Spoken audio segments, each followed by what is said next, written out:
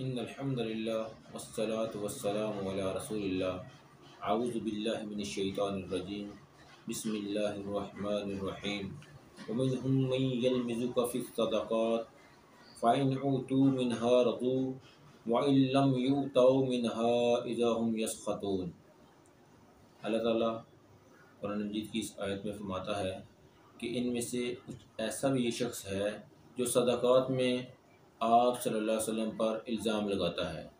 ان صدقات کی تقسیم میں آپ صلی اللہ علیہ وسلم پر الزام لگاتا ہے، اور اگر کچھ مل جائے تو خوش ہو جاتا ہے اور اگر نہ ملے تو فوراً ناراض ہو جاتا ہے۔ اللہ تعالیٰ نے قرآن مجید کے ایک اور مقام پر فرمایا کہ کچھ لوگ ایسے بھی ہیں، لوگوں میں کچھ ایسے بھی ہیں کہ جو کنارے پر کھڑے ہو کے اللہ کی عبادت کرتے ہیں، اگر انہیں کچھ فائدہ ہو تو خوش ہو جاتے ہیں، اور اگر انہیں دین میں اسلام میں کوئی مصیبت پڑ جائے تو وہ الٹے پھر جاتے ہیں۔ ایسے شخص نے دنیا کا بھی نقصان اٹھایا اور آخرت کا بھی نقصان اٹھایا، یہ ہے صریح گھاٹے میں، صریح نقصان میں، خسارے میں۔ ان آیات سے پتہ چلتا ہے کہ دنیا میں کچھ ایسے لوگ ہیں جو اللہ تعالیٰ کی عبادت کو صرف اسلام کو صرف اس وقت تک مانتے ہیں جب تک ان کو دنیاوی فائدہ ہو۔ دنیا میں دو تین طرح کے لوگ ہیں۔ کچھ لوگ ایسے ہیں کہ جو کسی بھی طریقے سے بائی ہک اور بائی کروک کچھ نہ کچھ دنیاوی فائدہ لینا چاہتے ہیں۔ ان کی زندگی کا مقصد کسی نہ کسی طریقے سے جائز و ناجائز طریقے سے مال و دولت اکٹھا کرنا ہے، پیسہ اکٹھا کرنا ہے، اور وہ اپنی خواہشات کو ہر صورت میں پورا کرنا چاہتے ہیں۔ وہ جائز اور ناجائز کو بھول جاتے ہیں، جھوٹ کو بھول جاتے ہیں، دھوکہ فراڈ کو بھول جاتے ہیں۔ ان کی زندگی کا مقصد صرف اپنے خواہشات کو فلفل کرنا ہے، اپنی ایمبیشنز جو ہیں ان کو فلفل کرنا ہے، اس کے علاوہ ان کا کوئی اور مطمع نظر نہیں ہے۔ ان کے برعکس ایک اور طبقہ ہے جو یہ کہتا ہے کہ زندگی میں فقر و فاقہ ہی ہونا چاہیے، یہ زیادہ ثواب کا کام ہے، اس میں اجر و ثواب زیادہ ہے۔ لیکن حقیقت میں یہ دونوں طبقات جو ہیں دونوں حق پر نہیں ہیں۔ اللہ کے نبی صلی اللہ علیہ وسلم نے فقر و فاقہ سے بھی اللہ کی پناہ مانگی ہے، بہت زیادہ مال و دولت سے بھی اللہ کی پناہ مانگی ہے۔ تو اللہ تعالیٰ فرماتے ہیں کہ اللہ تعالیٰ جسے چاہے بے حد و حساب رزق حلال اس کو عطا کر سکتا ہے۔ تو جان بوجھ کے فقر و فاقہ کی خواہش کرنا بھی شریعت کے منافی ہے۔ شریعت ہمیں جان بوجھ کے فقر و فاقہ کی کو اڈاپٹ کرنے کا حکم نہیں دیتی۔ اللہ تعالیٰ سے جو رزق ہے اس کو حاصل کرنے کے لیے ہمیں صرف حلال جو ذرائع ہیں، حلال مینز کو استعمال کرنا چاہیے، اللہ سے رزق حلال مانگنا چاہیے، اور اگر وہ رزق حلال اللہ تعالیٰ کی ذات عطا فرمائے تو اس رزق کو اپنی زندگی میں استعمال کرنا چاہیے، اللہ کی نعمتوں کو استعمال کرنا چاہیے۔ لیکن صرف مال و دولت کی خاطر ہی مال و دولت کو اپنا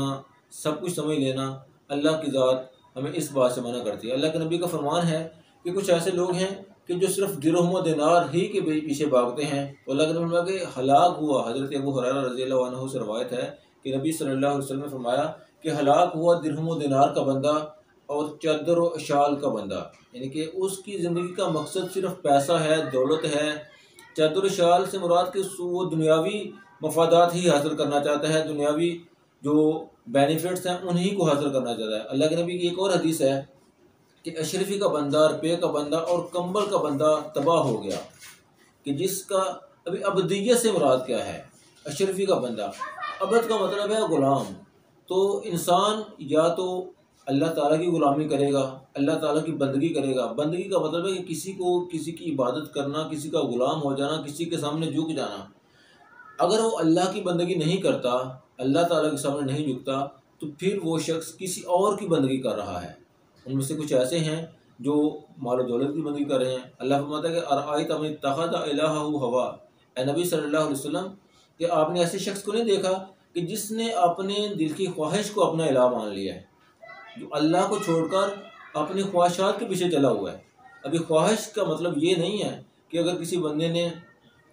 کوئی گناہ کر لیا ہے، اگر بندہ گناہ کر لیتا ہے اور اس کو گناہ سمجھتا ہے تو پھر وہ خواہش کا بندہ نہیں ہے، پھر وہ خواہش کا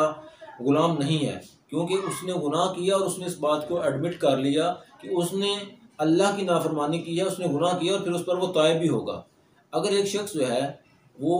اپنی خواہشات کے پیچھے ہی لگا رہتا ہے، اس کی زندگی کا مقصد صرف اپنی خواہشات کو پورا کرنا ہے، وہ دین کی آیات کو بھول جاتا ہے۔ اللہ تعالیٰ کہتا ہے نبی صلی اللہ علیہ وسلم آپ اس بندے کے مطلب کیا کریں گے،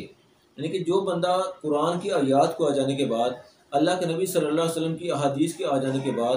پھر بھی اپنی خواہشات کے پیچھے چلا ہوا ہے، اس کو قرآن کی آیات روک نہیں پا رہی، اس کو اللہ کے نبی صلی اللہ علیہ وسلم کا فرمان روک نہیں پا رہا، تو وہ بندہ اپنی خواہش کی پوجا کر رہا ہے، اپنی خواہش کا عبد ہے، وہ اپنی خواہش کی بندگی کر رہا ہے۔ تو ان لوگوں سے متعلق اللہ نے فرمایا کہ نبی صلی اللہ علیہ وسلم کہ آپ نے ایسے شخص کو نہیں دیکھا کہ جس نے اپنی خواہش کو، اپنے ایمبیشن کو، اپنے ڈیزائر کو ہی اپنا الہ مان لیا ہے، اس کے سامنے کوئی رکاوٹ نہیں ہے، کوئی ایسی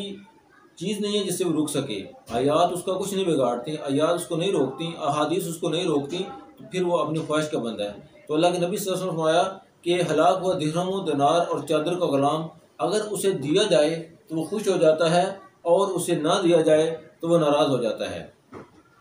اللہ کے نبی صلی اللہ علیہ وسلم نے فرمایا کہ جو شخص کسی چیز کو اللہ کے ڈر سے چھوڑ دے تو اللہ تعالیٰ اس کو اس سے زیادہ بہتر دیتا ہے۔ یہاں پر اللہ تعالیٰ کے رازق ماننے کو انسان کو یہ سمجھنے کہ رزاق اللہ کی ذات ہے۔ اللہ کے نبی نے فرمایا نا کہ اگر کسی چیز کو اللہ کے ڈر سے کوئی بندہ چھوڑ دیتا ہے تو اللہ اس سے بہتر دیتا ہے۔ دنیا میں جتنے بھی لوگ ہیں جو اپنی خواہشات کے پیچھے چل رہے ہیں، وہ اپنے مقدر سے زیادہ نہیں پا رہے۔ کوئی بندہ جھوٹ سے، فراڈ سے، دھوکے سے، سود سے اتنا رزق حاصل نہیں کر سکتا جو اللہ نے اس کی قسمت میں لکھا تھا، اس سے زیادہ نہیں کر سکتا۔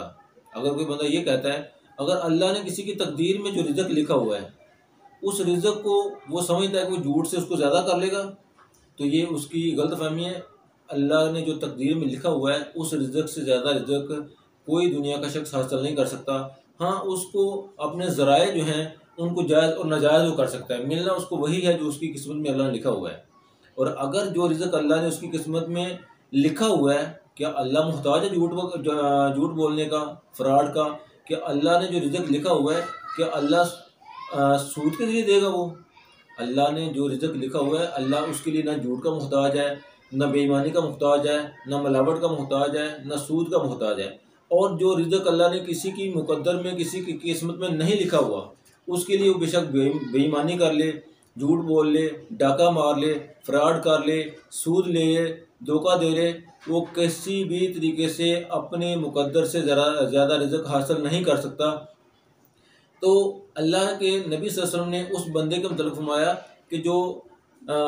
درہم و دینار کا بندہ ہے، جب اس کو مل جاتا ہے تو وہ خوش ہو جاتا ہے، جب اس کو نہیں ملتا تو وہ ناراض ہو جاتا ہے۔ تو ادھر سے پتہ چلتا ہے کہ کچھ لوگ ایسے ہیں کہ جنہوں نے اللہ کو چھوڑ کر اپنا معبود، اپنا الہ درہم و دینار کو بنا لیا ہے۔ عبد و درہم و دینار کہ اس نے درہم و دینار کا وہ بندہ بن گیا ہے، اس کا غلام بن گیا ہے، اس نے اپنا الہ اللہ کو چھوڑ کر صرف مال و دولت کو بنا لیا۔ تو اللہ سے دعا ہے کہ اللہ تعالی ہمیں اپنے دین پر عمل کرنے کی توفیق عطا فرمائے اور اللہ ہی کی عبادت کرنے کی توفیق عطا فرمائے۔